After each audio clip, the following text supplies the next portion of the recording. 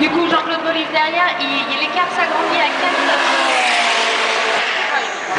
4. Le moins que l'on puisse dire, c'est que le drapeau à damier va, dans le tour prochain, maintenant, sanctionner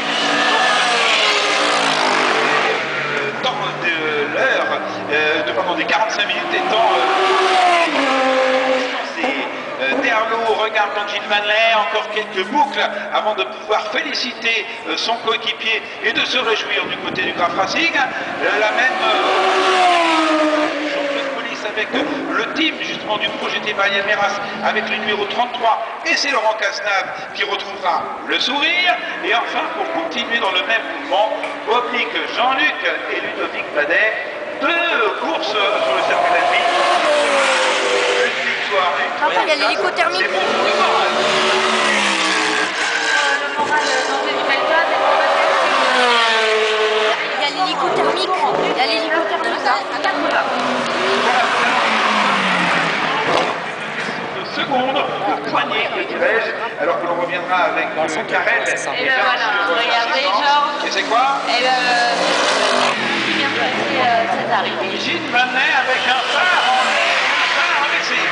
Il fait un clin d'œil. Peut-être à vous, amis spectatrices et amis spectateurs. En tout cas, c'est une superbe victoire, celle du Graf Racing de la Mercedes, la numéro 17.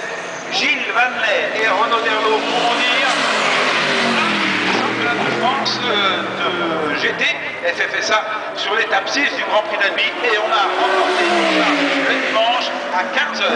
La deuxième position, c'est donc la Porsche de Jean-Claude Bolis. Et là encore avec Laurent Cazenave, une belle progression, 4 secondes simplement d'écart à l'issue des 33 tours. Une autre marque encore avec la Ferrari, celle de Jean-Luc Boblik et de Ludovic Badet. Laurent Pasquali resterait sur la 4e marche du podium. Qui n'en importe, c'est donc la dernière chocolat. C'est là que l'on mesure toute la difficulté qui était sienne de faire ce passage par les stands. Oui. Ça lui a coûté le podium. Éric Demar n'est pas loin lui non plus, et Olivier Panis va aussi être de la jumelle.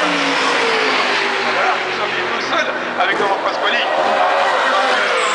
Passage par les stands, et cette évidemment le podium de Moustier. Tiens, on va en parler, c'est pas mal finalement, hein, cette place qu'il obtient. Rendez-vous compte, avec Marceau, ils étaient partis très loin.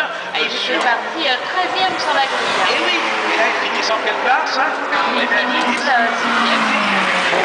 6e pour le Moustier. Nicolas Tardif et Guilbert, là encore, on se souvient de la petite difficulté. C'est dommage.